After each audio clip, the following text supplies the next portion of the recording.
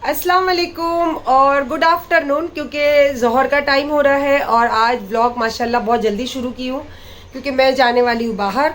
तो मैं जा रही हूँ अभी नहाने और नहा के इंशाल्लाह जोहर पढ़ूंगी। जोहर पढ़ के तैयार होके फिर मैं अपने काम से निकलूंगी।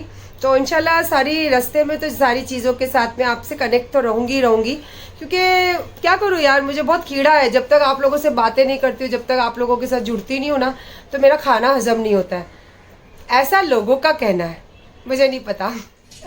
कैसी लग रही हूँ? प्योर बैंगलोरी ना, ऐसे ही होते हैं बैंगलोरी लोग। चाहे लाख आप कोशिश करो दिखाने की कि नहीं है नहीं है नहीं है, पर हो नहीं सकता। जो जहाँ का खून होता है ना, वो वहाँ का उसके अंदर छवि दिखती है। और मैं वही छू है ना गे माँ, मैं वही छू गे माँ, कर्नाटक की छू मैं भी, जहाँ तू की है वहां की छू मैं भी। अयो मेरी चैन दिख गई गे माँ, तुझे मारूंगी नहीं, घबरा न को। ये है मैं कमर में लगाती हूँ। सोने की चेन थोड़ी चाहिए मारने के लिए, उसके लिए हाँ, इतनी वैल्यू थोड़ी है। अयो तेरा सौतेला भाई बोला बोला, अब क्या बोलेगी?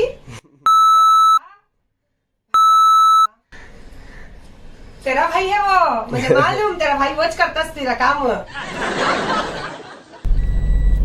सॉरी, मोगो मोगो थोड़ा सा बचा, पियोगे क्या मोगो मोगो? कोटेली में तो डर गई, मैं तो डर गई। मैं जा रही हूँ नया घर देखने और मैं वहाँ छुप के रहूंगी तो फिर तू मुझे कैसे पकड़ेगी? अबे चल फुट, आजा फटाफट, इंतजार कर रही हूँ। और जल्दी आ क्योंकि मैं बहुत जल्दी आउटडोर जाने वाली हूँ। आजा बे। सुन बे, तेरे सो कॉल पतियों को भी लेकर आना, समझी? नहीं समझी तो थोड़ा आगे और समझाती हूँ।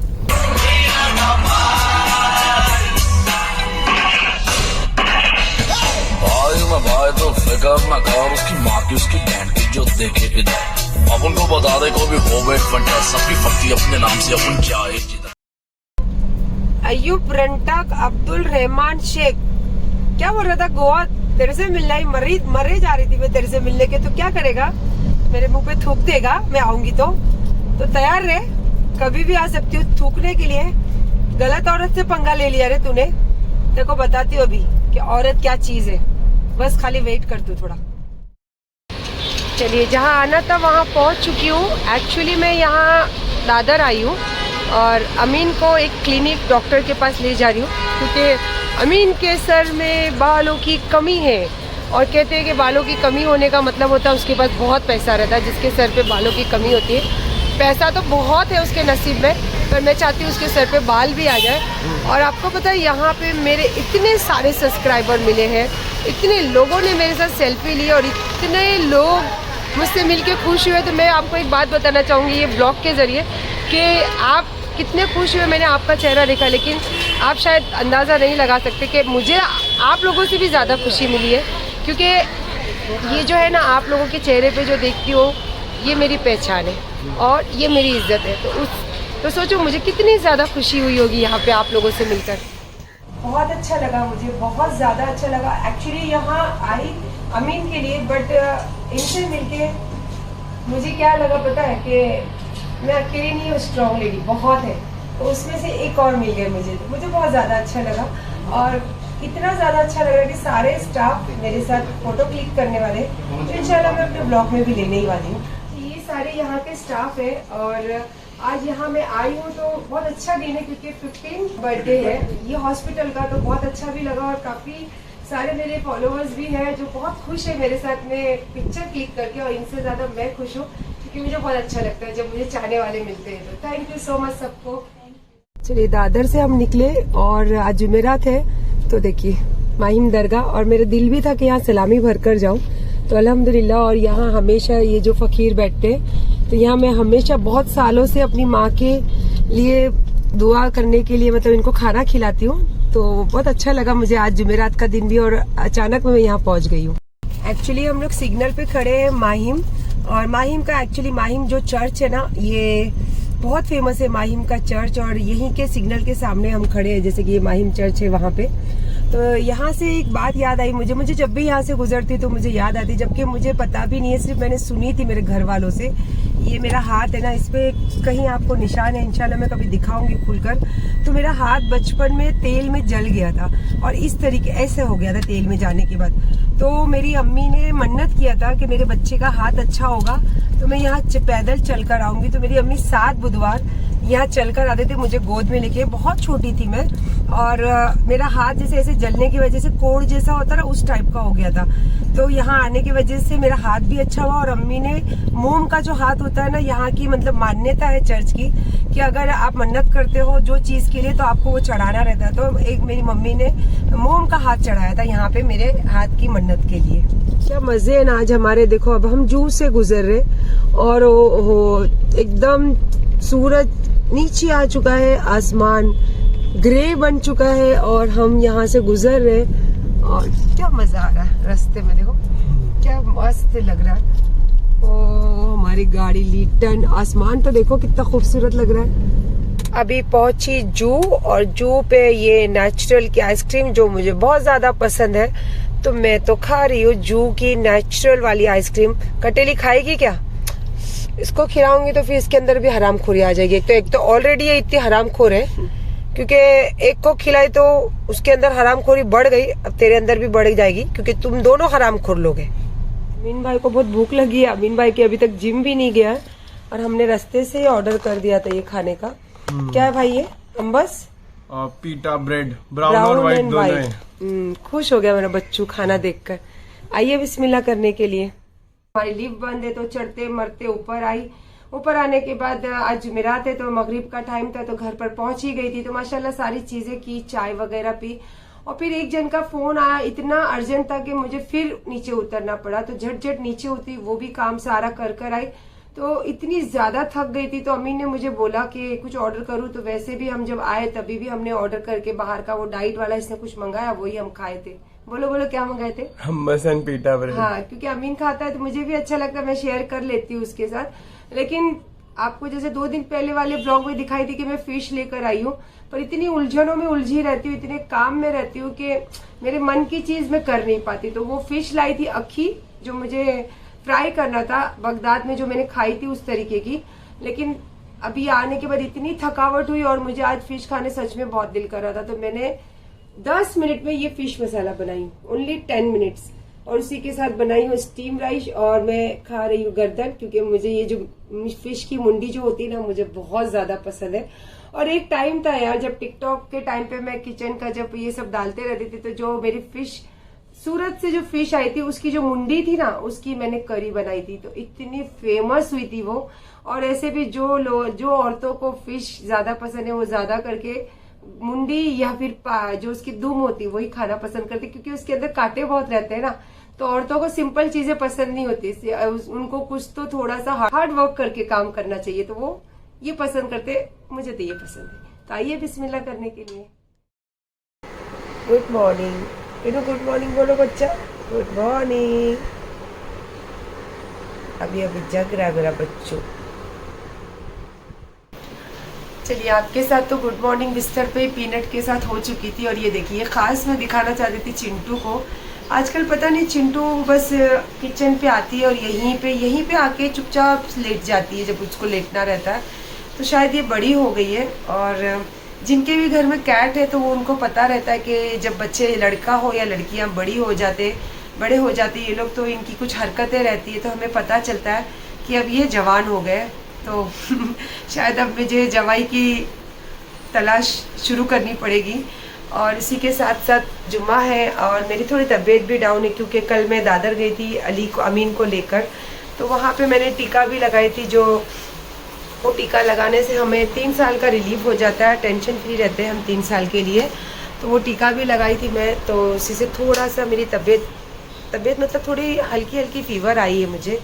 और उसी के साथ कल आई 5 माला चढ़ी, फिर एक जन का फ़ोन आया तो उनसे थोड़ी मेरी तू मैं गुस्से में बात होने लगी।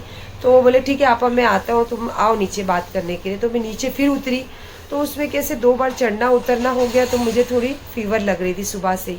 और आज जुम्मा का दिन है तो किचन मेरा हो गया क्लीन। अभी बेडरूम भी आधा से ज़्यादा तो काम हो चुका है।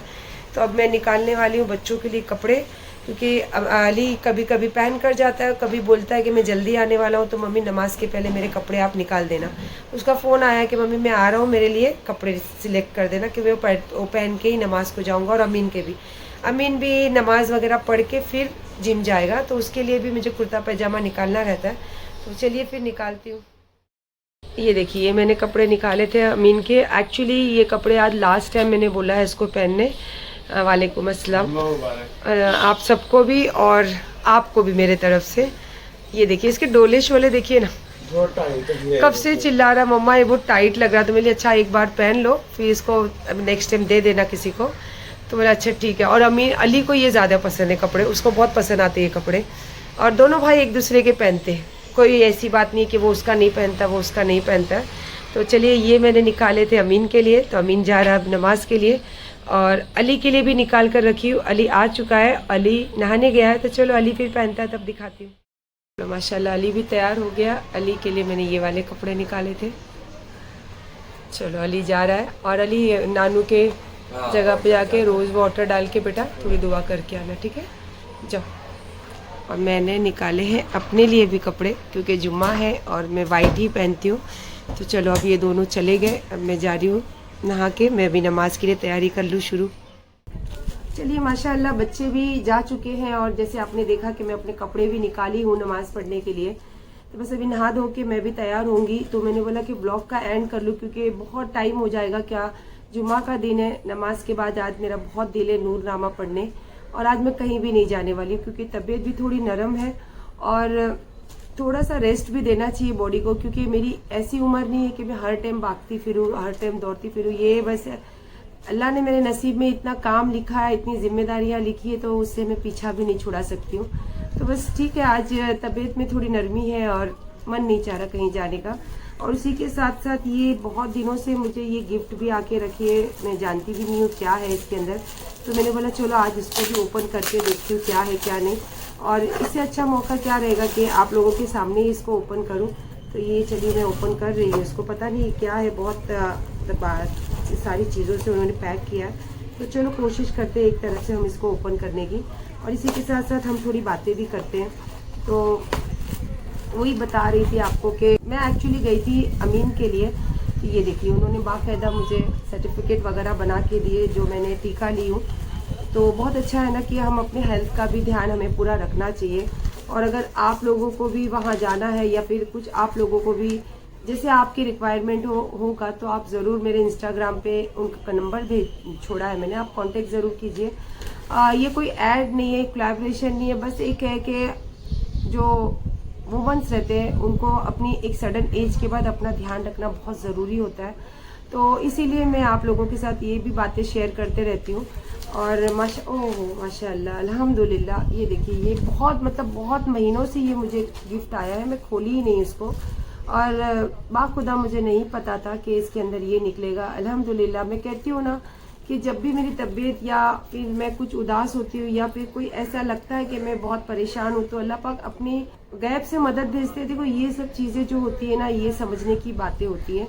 तो एक ये अल्लाह की मदद ही होती है, जब अल्लाह का नाम हमारे सामने आता है, हम अल्लाह की जगहों पे अचानक से पहुंच जाते, पीर वलियों की जगह पे जहाँ हम ख्वाहिश रखते हैं, और बस वो उस टाइम वैसा होता है कि आप उस सिचुएशन में रहते हो और अचानक से आप वहाँ पहुँच जाते हो। जैसे मैं बगदाद शरीफ गई थी, तो आप सबको भी पता है कि मैं किस दौर से गुजर रही थी। तो बस ये बातें बहुत यकीदे की और अल्लाह पाक की ये सब इशारा होता है, हमें समझने की बात होती है। मैं पहले नहीं समझती थी, लेकिन अब समझती हूँ। और आज का व्लॉग का एंड में मैं कुछ नेगेटिविटी, क्योंकि देखो एक नेगेटिविटी हमेशा जब आप करते रहोगे तो वो आपकी ज़िंदगी में भी वो चीज़ें आ जाती हैं।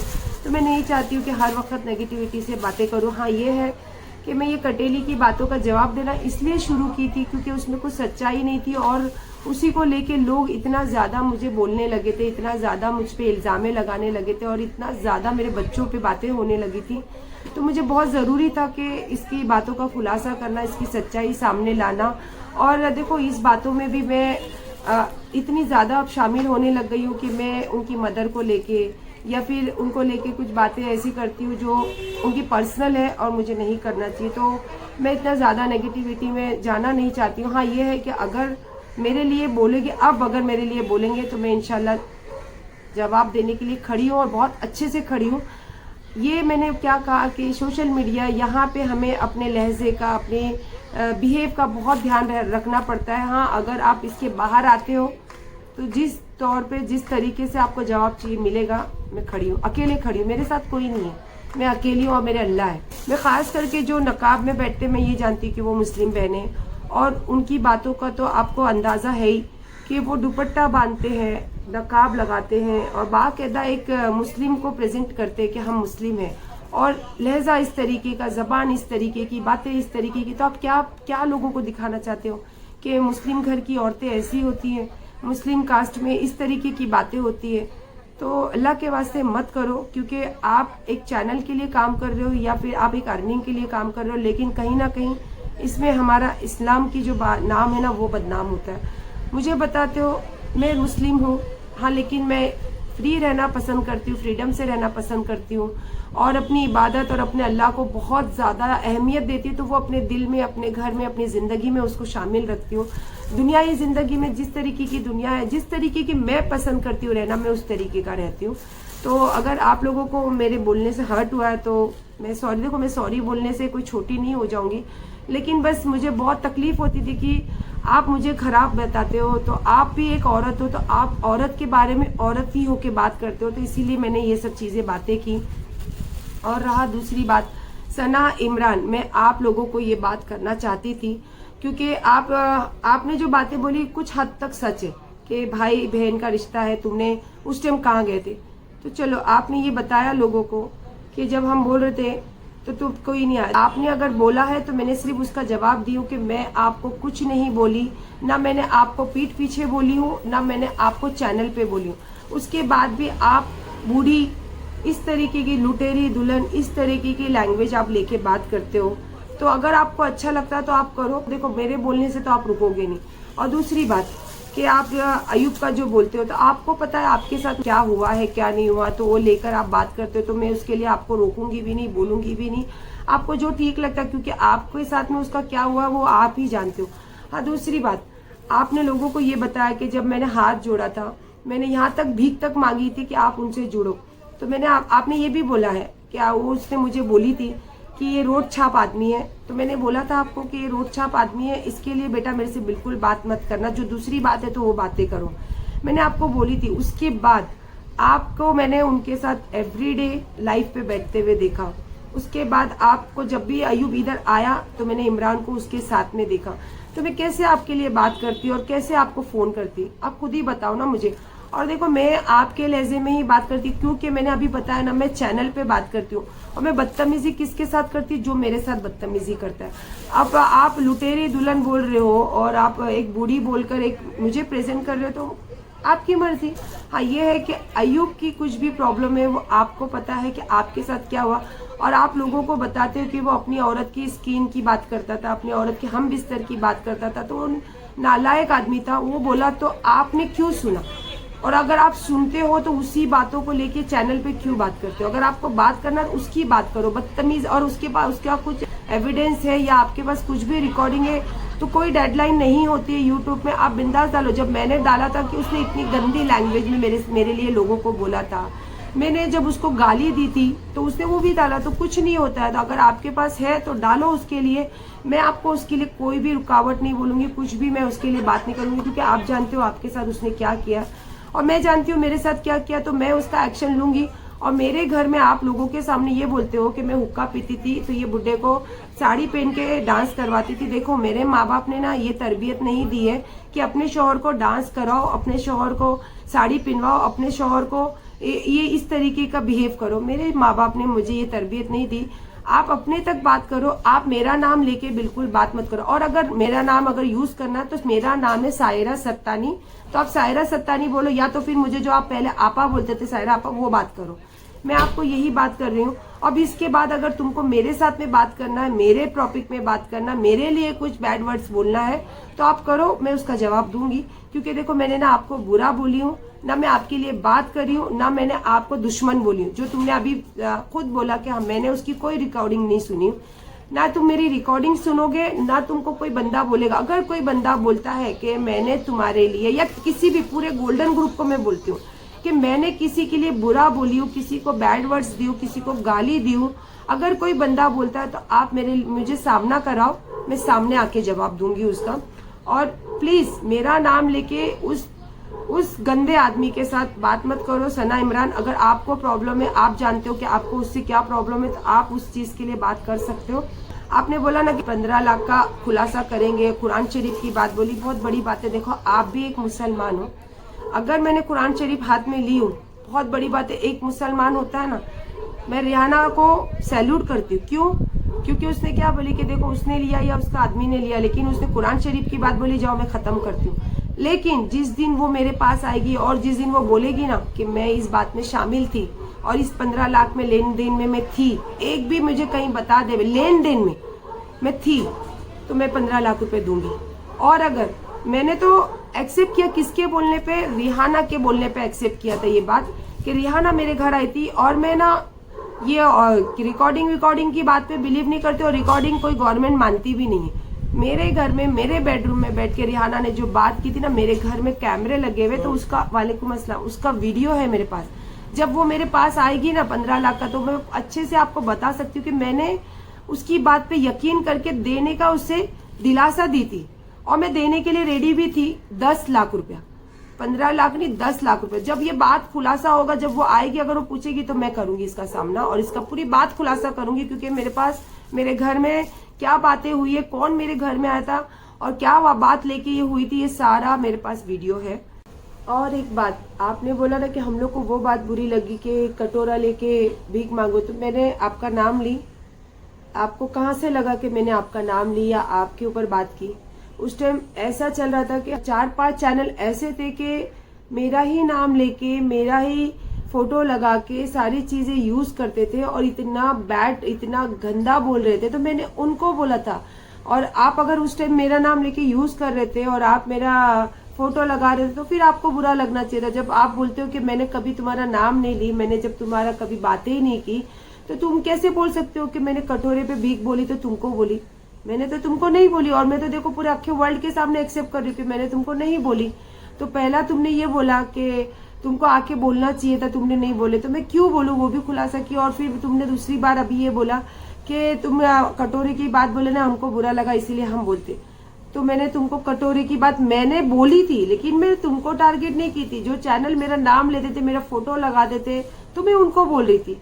तो बस यही बातों का खुलासा मुझे करना था। और उसके बाद अगर आपको ऐसा लगता है तो आप बात करो, इंशाल्लाह। मैं, अगर वो उस आदमी के लिए बात करते हो, तो आपसे ज्यादा मैं जानती हूँ कि वो शीट, गंदगी और उसके सिवा कुछ भी नहीं है। और ये बात मैं किसी से डर के या तुमसे डर के एक्सेप्ट नहीं कर रही हूँ। मैं बस ये चाहती हूँ कि जो मेरे खिलाफ, क्योंकि अब मैं जवाब देना शुरू करी हूँ, तो हर किसी के पास जवाब दूंगी, हर किसी को वो जो मेरे लिए मुझे लगता है कि ये गलत बात है, तो उसका मैं क्लियरिफिकेशन करूंगी कि मैं ये चीज नहीं करी थी। उसके बाद भी अगर ये बोल रहे हो तो ये गलत है। तो मैं किसी से डरती नहीं हूँ, ना मैं तुमसे डरती हूँ, ना मैं किसी दुनिया में, मैं किसी से नहीं डरती हूँ। हाँ, मैं अगर गलत करी हूँ और मुझे लगा कि मैं ये गलत करूँ, तो मैं सॉरी बोलने से भी पीछे कभी हटती नहीं हूँ। तो बस यही बात क्लियर करना था, इसीलिए मैं ये बात आज आप लोगों का नाम लेके कर रही हूँ। तो फिलहाल मैं अभी ब्लॉग का एंड करती हूँ। आगे जो भी होगा बातें देखेंगे इंशाल्लाह। बस अपना बहुत सारा ध्यान रखिए और इंशाल्लाह हमेशा सच्चाई का साथ दीजिए। अगर आप भले मजे के लिए देखते हो या फिर किसी को पसंद करते हो, मैं हूं या मेरे जैसी बहुत सारी औरतें हैं या आदमी हैं, किसी के अगर हक के लिए बात करते हो और आपको लगता है कि उसमें सच्चाई, पहले उसको देखो, समझो, और आपको लगता है कि उसमें सच्चाई है ना, तो हक से उनका साथ दो। तो बस इसी बातों के साथ ब्लॉग को करूंगी एंड। अपना ध्यान रखिए, हमेशा खुश रहिए, सेफ रहिए और जुमा मुबारक। अल्लाह हाफिज।